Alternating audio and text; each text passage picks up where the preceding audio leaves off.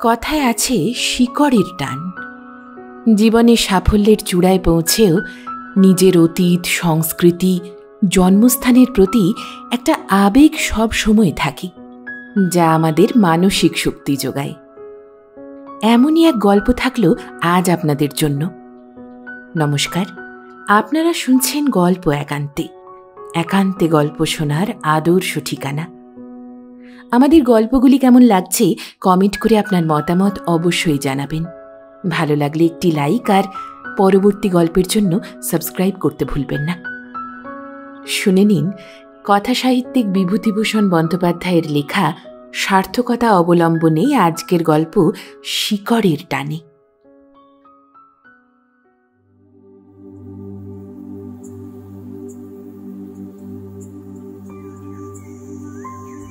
সকালবেলা রূপগঞ্জের ভাঙা কালীবাড়ির সামনের বাঁধানো বটতলায় নিয়মিত আড্ডা বসেছে।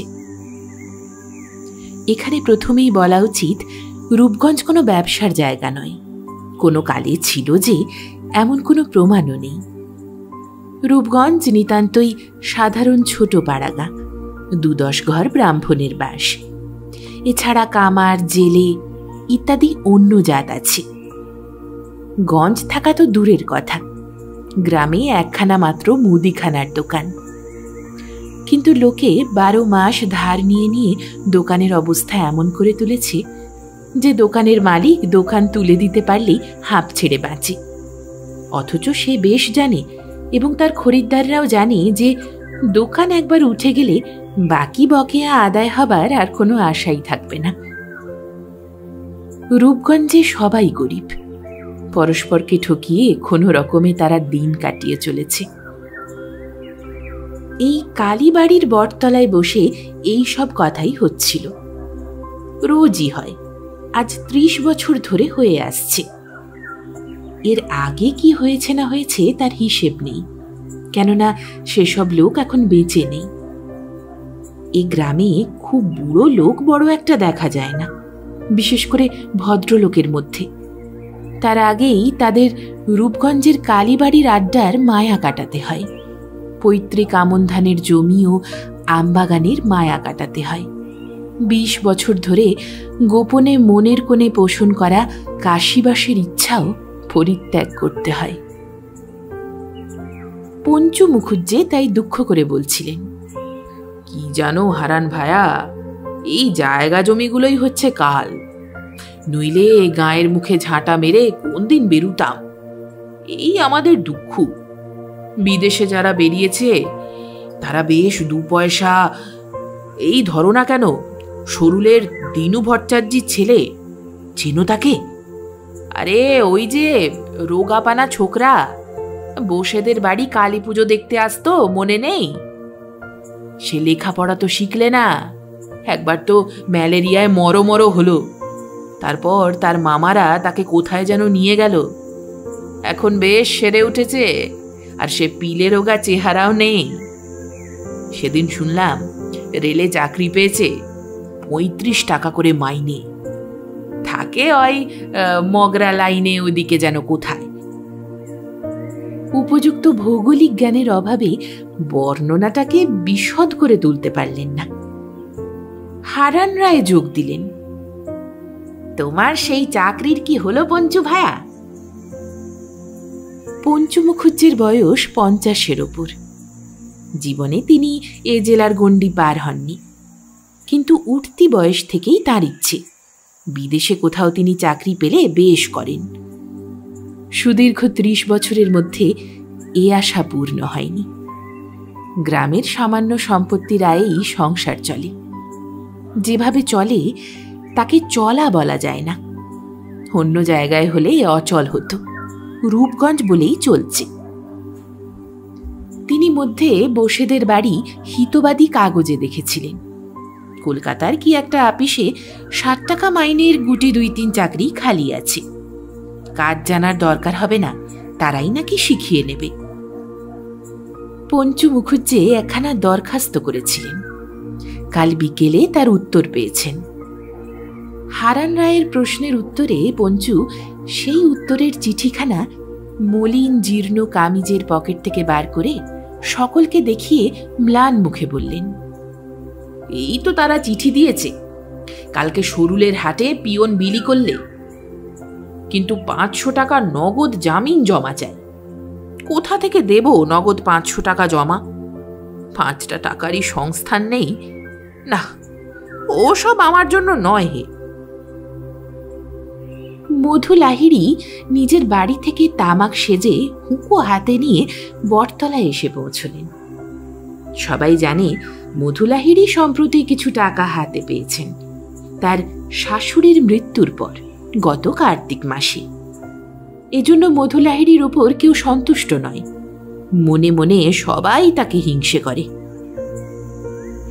মধু বয়োজ্যেষ্ঠ হারান রায়ের হাতে হুঁকো দিয়ে বললেন, কাল রাত্রে এক কাণ্ড হয়েছে আমার বাড়ি, জানো না বোধ হয়। রান্নাঘরের জানালার পাশে অনেক রাত্রিরে কে একজন এসে দাঁড়িয়েছিল। রাম ছাদ থেকে দেখতে পায় সে বাইরে এসেছিল। ছাদের নিচেই ওপাশের রান্নাঘর, ধপধপে জ্যোৎস্না রাত। দেখে যে কালো মতো কে একজন জানলার গড়াত ধরে দাঁড়িয়ে। সে ছেলে মানুষ, চেঁচিয়ে উঠতেই আমার স্ত্রীর ঘুম ভেঙেছে, আমারও ঘুম ভেঙেছে। সবাই ছাদে বার হয়ে দেখি এ কোথাও কিছু নেই, কিন্তু রান্নাঘরের পেছনে শেওড়া গাছগুলোর মধ্যে যেন কি শব্দ হচ্ছে। সারা রাত জেগে কাটিয়েছি, গায়ে বাস করা ভার হলো দেখছি। মধু লাহিড়ীর এই কথায় কেউ সন্তুষ্ট হলো না, কেউ কথাটা বিশ্বাসও করলে না। সবাই ভাবলে হাতে টাকা হয়েছে, তাই লোককে জানানো যে আমার বাড়ি চোর যাতায়াত করে রাত্রি।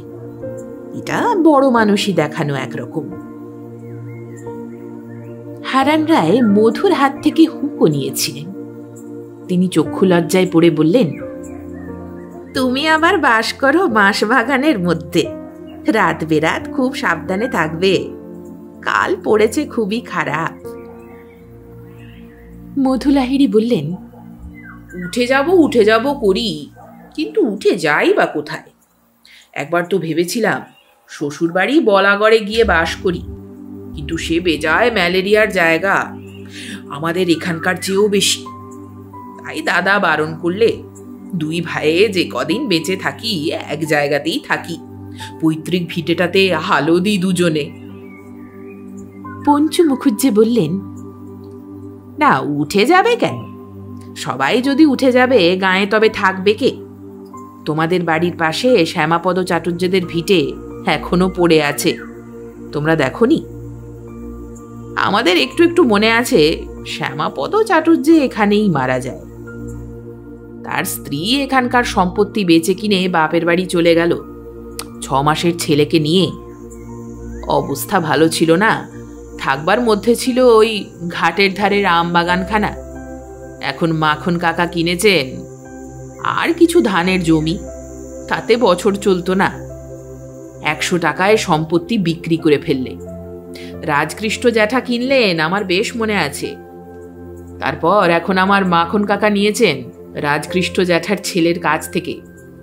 তবে ফাঁকি দিয়ে কেনা সম্পত্তি, ওর অপবাদ আছে, ও ভোগে আসে না।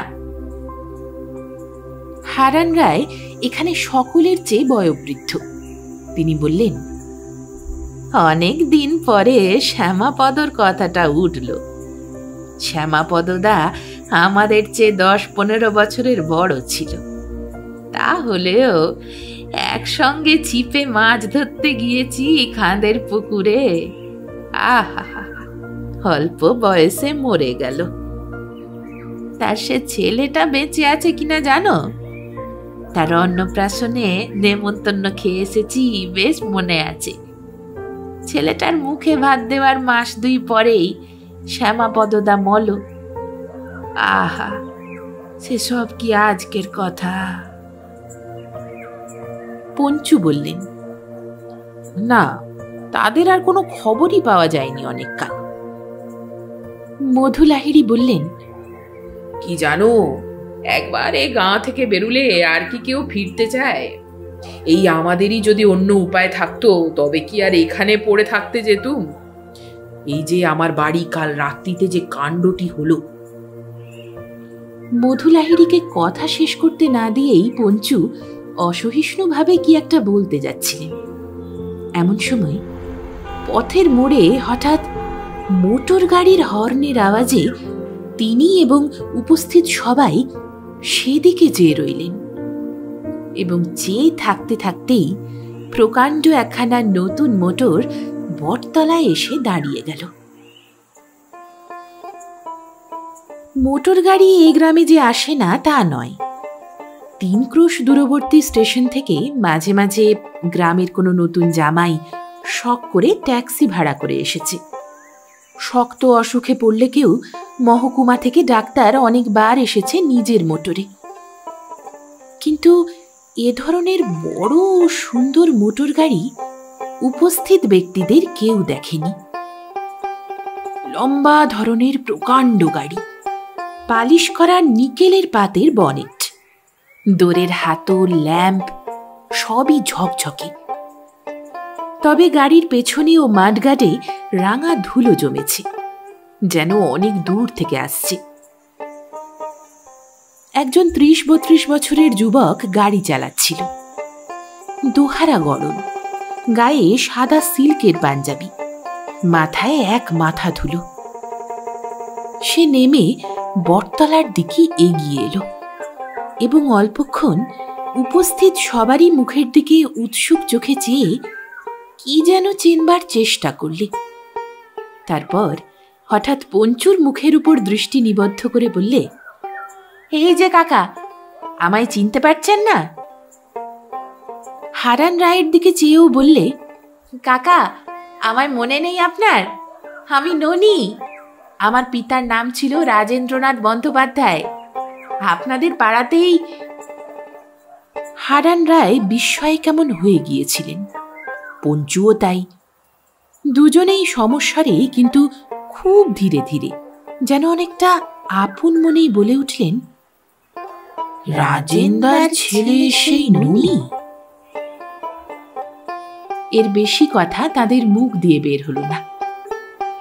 ইতিমধ্যে ননি উপস্থিত সকলেরই পায়ের ধুলো নিয়ে প্রণাম করলে। হারান রায় নিজের কোঁচা দিয়ে ঝেড়ে বাঁধানো বেদির এক অংশে তাকে হাত ধরে বসালেন।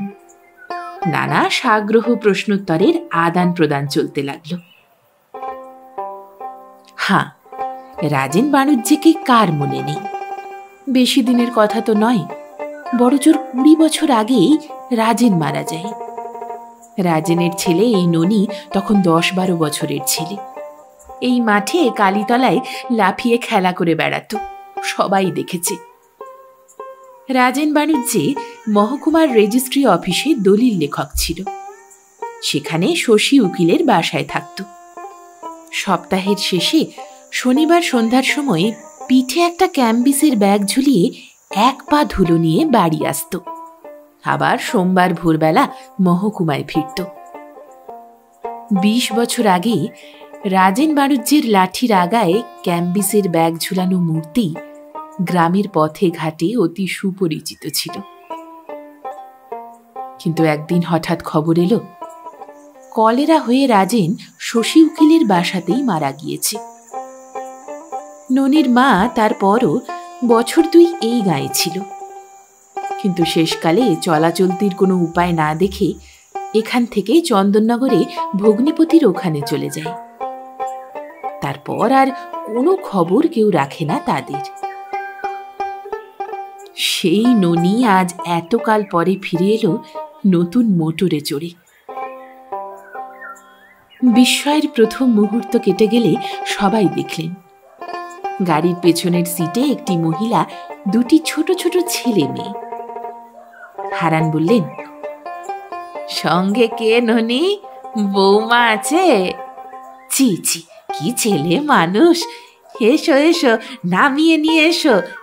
এই রোদ্দুরে কিনা, এই কাছেই তোমার গরিব কাকার বাড়ি। এসো, বৌমাকে আমার নিয়ে এসো। পঞ্চু। পঞ্চু উত্তেজিতভাবে বললেন, তা কি কখনো হয়? আমার সঙ্গেই বাবাজির প্রথমে কথা হলো। আমার বাড়িতেই এ বেলাটা অন্তত। শেষে হারান রাই জয়ী হয়ে বিজয় গর্বে উৎফুল্ল মুখে ননি তার স্ত্রী এবং ছেলে মেয়েদের নিজের বাড়িতে নিয়ে গেলেন। বিদ্যুৎ বেগে এ সংবাদ গ্রামময় রাষ্ট্র হওয়ার সঙ্গে সঙ্গে হারান রায়ের বাড়িতে রথযাত্রার ভিড় শুরু হল। ননির স্ত্রী বেশ সুন্দরী, একটু মোটাসোটা, কথাবার্তায় খুবই অমায়িক, বড় মানুষই চালচলন একেবারে নেই। ননিকে ছেলেবেলায় দেখেছে এমন অনেক লোকই গায়ে আছে। সবাই বলাবলি করতে লাগলো, একেই বলে অদৃষ্ট, ওর মা ওর হাত ধরে কাঁদতে কাঁদতে গা ছেড়ে দিয়েছিল, আর আজ দেখো কাণ্ড, ভগবান যাকে যখন দেন, ইত্যাদি বিভিন্ন রকম। পঞ্চু বললেন, আহা, সকালবেলাতেই তো বলেছিলাম এ গা ছেড়ে যে বাইরে পা দিয়েছে সেই উন্নতি করেছে, কেউ বেশি কেউ কম। আজ যদি আমি গায়ে বসে থেকে নিজেকে মাটি না করি তবে আমার কি এ দশা হয়? না, এবার বেরুতে হবে। দেখি একবার ননি বাবাজিকেই বলে দেখি, যদি কিছু জোগাড় টোগাড় করে দিতে পারে। ননির অবস্থা পরিবর্তনে গ্রামের কেউই অসুখী নয়, বরং সকলেই আনন্দিত। কারণ ননির সঙ্গে এই গ্রামের কারোর স্বার্থের সংঘাত নেই। ননি এখানে বাসও করে না, তাছাড়া সবাই ননিকে শেষবার যখন দেখেছে তখন ননি ছিল ছোট ছেলে। তার সম্পর্কে কোনো হিংসাদ্বন্দ্বের স্মৃতি কারো মনে গড়ে ওঠেনি, ছোট ছেলের ওপর স্নেহের স্মৃতি ছাড়া। বিকেলে বাঁধানো বটতলায় প্রকাণ্ড মজলিস বসেছে। মাঝখানে গাছের গুঁড়ি ঠেস দিয়ে বসে ননি, তাকে গোলাকারে ঘিরে গায়ের বালক, বৃদ্ধ ও যুবার দল। কি করে সে বড়লোক হলো এই কথাই সবাই শুনতে চায়। শ্রীপতি কর্মকার ওপাড়ার একজন গণ্যমান্য ব্যক্তি। তামাকের ব্যবসা করে তিনি হাতে 2 পয়সা জমিয়েছেন সবাই বলে, যদিও শ্রীপতি তা স্বীকার করেন না। শ্রীপতির সঙ্গে ননির বাবা রাজেন বাণুজ্যের খুব বন্ধুত্ব ছিল। ননির আসবার খবর পেয়ে তিনি পায়ের বাত সত্ত্বেও ওপাড়া থেকে এসেছেন দেখা করতে। শ্রীপতি জিজ্ঞেস করলেন, তা বাবাজির এখন থাকা হয় কি কলকাতাতেই? আগে না, আমি থাকি হোশঙ্গাবাদে, নর্মদার ধারে, সিপি। সেখানেই আমার কাঠের গোলা আর আপিস। কলকাতাতে এসেছিলাম, একটু কাজও ছিল, আর একখানা মোটর কিনবো বলে। কাল তাই ভাবলাম গাড়িখানা তো কেনা হলো, একবার এতে করে গিয়ে পৈতৃক ভিটেটা দেখে আসি। বলা বাহুল্য, ননি যে কোথায় থাকে সে কথা কেউ বুঝতে পারলে না।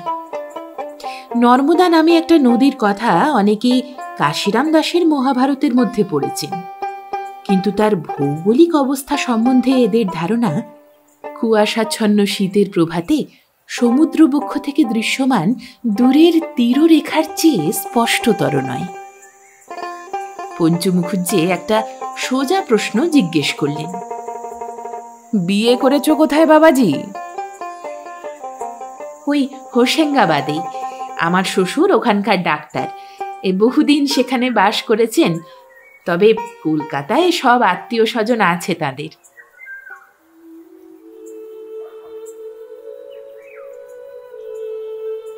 দেখতে দেখতে 2 দিন কেটে গেল। একবেলা থাকবার জন্য ননি এসেছিল এখানে, কিন্তু শৈশবের শত স্মৃতি মাখানো গ্রামকে হঠাৎ ছেড়ে যেতে তার সাধ্যে কুলিয়ে উঠল না। ননির এক ছোট ভাই ছিল, বোবা ও কালা। 3 বছর বয়সে বর্ষার সময় ননিদের বাড়ির পেছনে ডোবার জলে ডুবে মারা গিয়েছিল। মৃতদেহ যখন ভেসে উঠেছিল তখন জানা যায় তার আগে হারিয়ে গিয়েছে বলে এপাড়া ওপাড়া খোঁজ হচ্ছিল। সেই ডোবাটি তেমনই আছে। এসব পাড়াগাঁয়ে কোনো কিছুই বদলায় না। হয়তো আরো 20 বছর ডোবাটা থাকবে, হয়তো আরো 50 বছরও থাকবে। ননির বয়স তখন 6 বছর, কিন্তু সে বর্ষা দিনের কথা আজও তার বেশ মনে আছে। ওপারের ওই ডুমুর গাছের তলায় দাঁড়িয়েছিলেন ননির বাবা। এপারে লোকে লোকারণ্য হয়েছিল। হোশঙ্গাবাদেই তার কিসের বাঁধন আছে? কিছুই না, সে 2 দিনের বাঁধন। এখানকার সঙ্গে সম্বন্ধ অনেক গভীর। এতদিন আসেনি তাই ভুলেছিল। আজ সেই 3 বছরের অবোধ বোবা কালা ছোট ভাইয়ের করুণ মুখখানি তার মনে স্পষ্ট হয়ে উঠল। সে কিভাবে তার দিকে চাইত, তার সেই বুদ্ধিহীন দৃষ্টি, নাকের সেই তিলটি। আশ্চর্য, মানুষের এত মনে থাকে। সমস্ত জীবনটা ননি যেন এক মুহূর্তে একটা ম্যাপের মতো চোখের সামনে পড়ে আছে দেখতে পেলে। প্রথম জীবনের দারিদ্র্য, প্রথম বিদেশ যাত্রা, ব্যবসাতে উন্নতি, বিবাহ। তার মনে হলো যাকে সে এতদিন সাফল্য ভেবে আত্মপ্রসাদ লাভ করে এসেছে, জীবনে আসলে তার মূল্য কি? তার যেন আজ নতুন একটা চোখ খুলেছে। জীবনের পাতাগুলো নতুনভাবে পড়তে শিখেছে। জীবনে যা নিয়ে এতদিন সে ভুলে আছে, আজ মনে হচ্ছে তা ভেতরের সম্পদ নয়, বাইরের পালিশ মাত্র। তাও নয়, জীবনটা যেন এতদিন জ্যামিতির সরল রেখার মতো প্রস্থবিহীন, গভীরতাবিহীন একটা পথে চলে এসেছে। গভীরতর অনুভূতির অভাবে সে বুঝতে পারেনি যে জীবনের আরও একটা বিস্তার আছে আরও একদিকে। সেটা তার গভীরতা। নিজের মনের মধ্যে ডুব দেওয়ার অবকাশ তো কখনো হয়নি। যে পথ দিয়ে নেমে গেলে সরোবরের গভীর অন্ধকার তলে লুকোনো মায়াপুরীর সন্ধান মেলে, তার সোপান শ্রেণী অস্পষ্ট নজরে পড়েছে।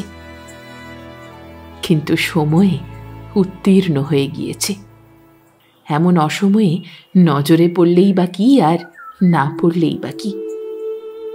তাকে ফিরে যেতে হবে, কাঠের হিসাব করতে হবে, ফরেস্ট অফিসারদের সাথে দেখা করে নতুন জঙ্গল ইজারা নেওয়ার ব্যবস্থা করতে হবে, ব্যবসাকে আরও বাড়াবার চেষ্টা পেতে হবে, ব্যাংকের জমানো টাকার অঙ্ককে বাড়িয়ে তুলতে হবে।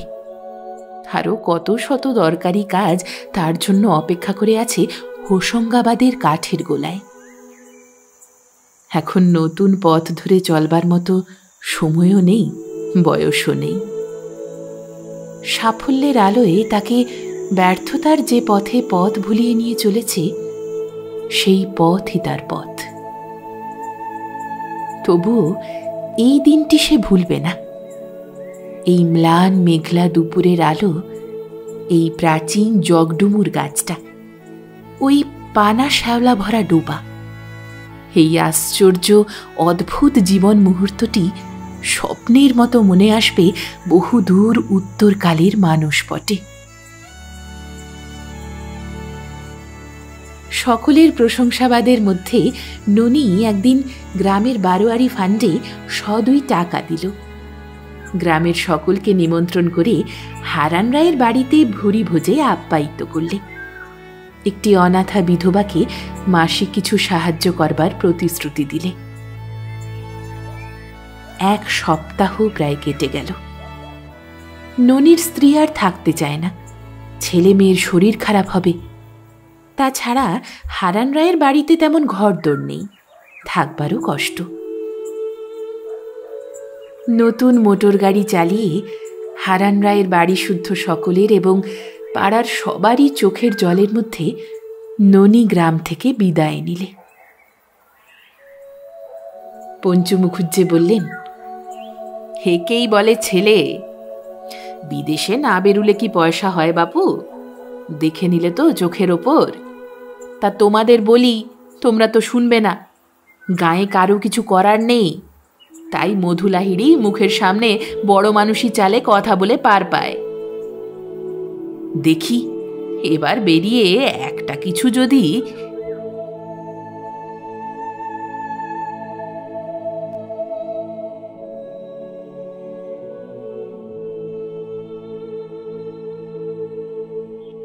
শুনছিলেন সাহিত্যিক বিভূতিভূষণ বন্দ্যোপাধ্যায়ের লেখা সার্থকতা অবলম্বনে গল্প শিকড়ের টানে। গল্প পাঠে আমি রিয়া। গল্প একান্তে এখন চলে এসেছে ফেসবুকেও। সেখানেও থাকছে বেশ কিছু নতুন গল্প। ডেসক্রিপশনে ও ফার্স্ট কমেন্টে লিংক দেওয়া রইল। ফলো করতে ভুলবেন না ফেসবুকেও। সঙ্গে থাকুন, শুনতে থাকুন গল্প একান্তে।